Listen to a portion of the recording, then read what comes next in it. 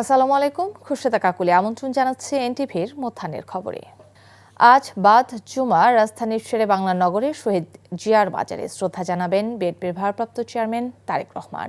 পরে মুক্তিযুদ্ধে জাতির শ্রেষ্ঠ সন্তানদের প্রতি শ্রদ্ধা জানাতে সাভারে জাতীয় স্মৃতিসৌধে যাবেন তিনি।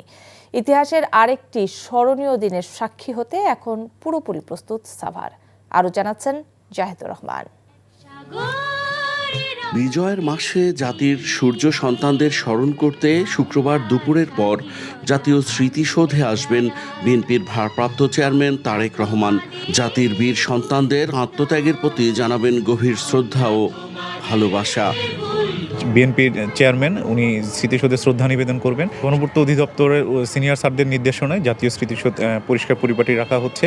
বাদ জুমা গুলশানের বাসভবন থেকে প্রথমে রাজধানীর শেরেবাংলা নগরে বাবা শহীদ প্রেসিডেন্ট জিয়াউর রহমানের কবর জিয়ারত করবেন তারেক রহমান। সেখান থেকে সাভারের জাতীয় স্মৃতিসৌধে গিয়ে শহীদদের প্রতি শ্রদ্ধা জানাবেন তিনি। তার নিরাপত্তায় নেওয়া হয়েছে বাড়তি সতর্কতা। বিএনপির ভারপ্রাপ্ত চেয়ারম্যান জনাব তারেক রহমান উনি আসার সাথে সাথে আমরা ধারণা করছি অসংখ্য নেতাকর্মী এখানে সমাগম ঘটবে। নিরাপত্তা ব্যবস্থা জোরদার করা হয়েছে। আমাদের ইউনিফর্ম পুলিশে আছে, এছাড়া সাদা পুলিশও আমাদের বিভিন্ন জায়গায় ডিপ্লয়মেন্ট করা হবে। দিনটিকে স্মরণীয় রাখতে দলীয়ভাবেও চলছে নানান প্রস্তুতি। তারেক রহমানকে এক নজর দেখতে স্মৃতিসৌধ ঘিরে নামবে জনতার ঢল, এমনটাই বলছেন দলটির শীর্ষস্থানীয় নেতারা। Jahidur Rahman, NTV news, Savar, Dhaka.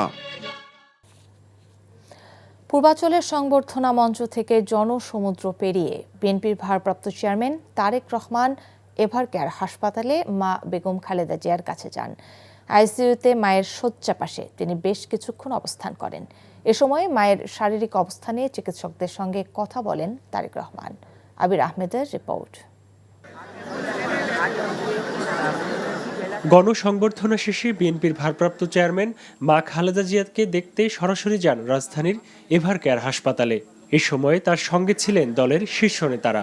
তারেক রহমানের আগে হাসপাতালে পৌঁছান ডাক্তার জোবাইদা রহমান ও মেয়ে জায়মা রহমান। তারেক রহমানকে বহনকারী বাসটি এভারকেয়ার হাসপাতালের গেটের সামনে পৌঁছালে তিনি বাস থেকে হেঁটে হাসপাতালের ভেতরে প্রবেশ করেন। দীর্ঘ সময় পর হাসপাতালে শয্যাশয়ী মাকে দেখতে আইসিইউতে যান তারেক রহমান। মমতাময়ী মায়ের শয্যার পাশে অবস্থান করেন। চিকিৎসকদের কাছ থেকে বিএনপি চেয়ারপারসন বেগম খালেদা জিয়ার চিকিৎসার খোঁজ খবর নেন তিনি। এরপর এভারকেয়ার হাসপাতাল থেকে গুলশানের বাসভবনের উদ্দেশ্যে রওনা দেন বিএনপির ভারপ্রাপ্ত চেয়ারম্যান। দীর্ঘ ১৭ বছর প্রবাস জীবন কাটানোর পর এই ঠিকানাতেই ফিরেছেন তারেক রহমান। সমর্থকদের কাছে এটি শুধু বাসায় ফেরা নয়, এ যেন এক নতুন বাংলাদেশে নতুন ঠিকানা। গাড়ি থেকে নেমে উপস্থিত যারা ছিলেন আইনশৃঙ্খলা রক্ষাকারী বাহিনীর সহ সাংবাদিকবৃন্দ, উপস্থিত নেতৃবৃন্দ যারা ছিলেন সবার প্রতি কৃতজ্ঞতা প্রকাশ করেছেন, তাদেরকে ধন্যবাদ জানিয়েছেন। সকাল থেকে আপনারা অনেক কষ্ট করেছেন, সেই জন্য আমি আপনাদের প্রতি কৃতজ্ঞতা প্রকাশ করি। বিএনপি ভারপ্রাপ্ত চেয়ারম্যান ঠিক সেইভাবেই তাদের কাছে প্রকাশ করেছেন। রাজনীতি তার নিজস্ব গতিতে চলবে, তবে আজকের এই ফেরা বাংলাদেশের রাজনৈতিক ইতিহাসে একটি উল্লেখযোগ্য মুহূর্ত হয়ে থাকল। আবির আহমেদ, এনটিভি নিউজ, ঢাকা। রাজধানীর বাংলাদেশ চীন মৈত্রী সম্মেলন কেন্দ্রে চলছে ইসলামী ছাত্র শিবিরের কেন্দ্রীয় সদস্য সম্মেলন। সকাল ৮টায় পবিত্র কোরআন তিলাওয়াতের মধ্য দিয়ে দিনব্যাপী সম্মেলনের প্রথম অধিবেশন শুরু হয়েছে। সম্মেলনে উদ্বোধনী বক্তব্য দেন সংগঠনটির সভাপতি জাহিদুল ইসলাম। এ সময় শহীদ শরীফ ওসমান হাদি সহ বিগত দিনে গুম খুন হওয়াদের স্মরণ করা হয়। সম্মেলনে দেশ বিদেশের অতিথি এবং ইসলামিক স্কলারদের বক্তব্যের মধ্য দিয়ে দুপুর ১টায় প্রথম অধিবেশন শেষ হবে। দ্বিতীয় অধিবেশন শুরু হবে দুপুর ২টায়। সেখানেই আগামী বছরের জন্য ইসলামী ছাত্র শিবিরের নতুন নেতৃত্ব ঘোষণা করার কথা রয়েছে। রাজধানী ঢাকায়ও এবার জেঁকে বসতে শুরু করেছে শীত। উত্তর ও উত্তর পশ্চিম দিক থেকে আসা কনকনে ঠান্ডা বাতাসের প্রভাবে গত কয়েকদিনের তুলনায় আজ ভোরে তাপমাত্রার বড় পতন ঘটে।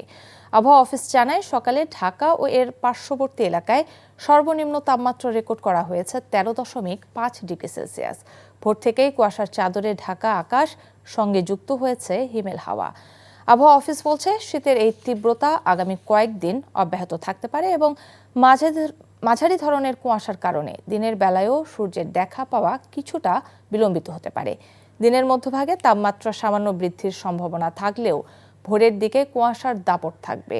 ঢাকার বাইরে দেশের অন্যান্য অঞ্চলেও কুয়াশা ও শীতের প্রকোপ বাড়ার খবর পাওয়া গেছে। কনকনে শীতে বিপর্যস্ত জনজীবন।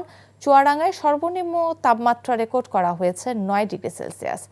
পুরো জেলা যেন কুয়াশার চাদরে ঢাকা।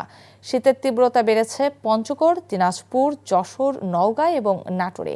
হাড় কাঁপানো শীতে জুবুথুবু জনজীবন। যানবাহন চলছে হেডলাইট জ্বালিয়ে।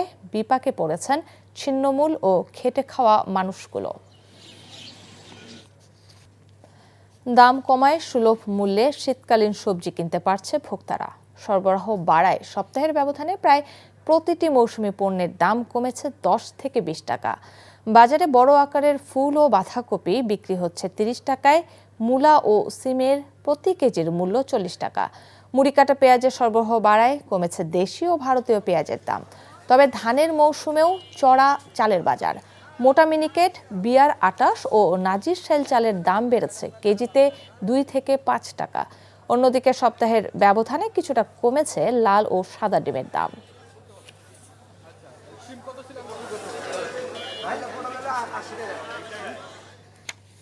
এই ছিল মধ্যাহ্নের খবরে। 2টায় দুপুরের খবর দেখার আমন্ত্রণ রইল। ধন্যবাদ সবাইকে।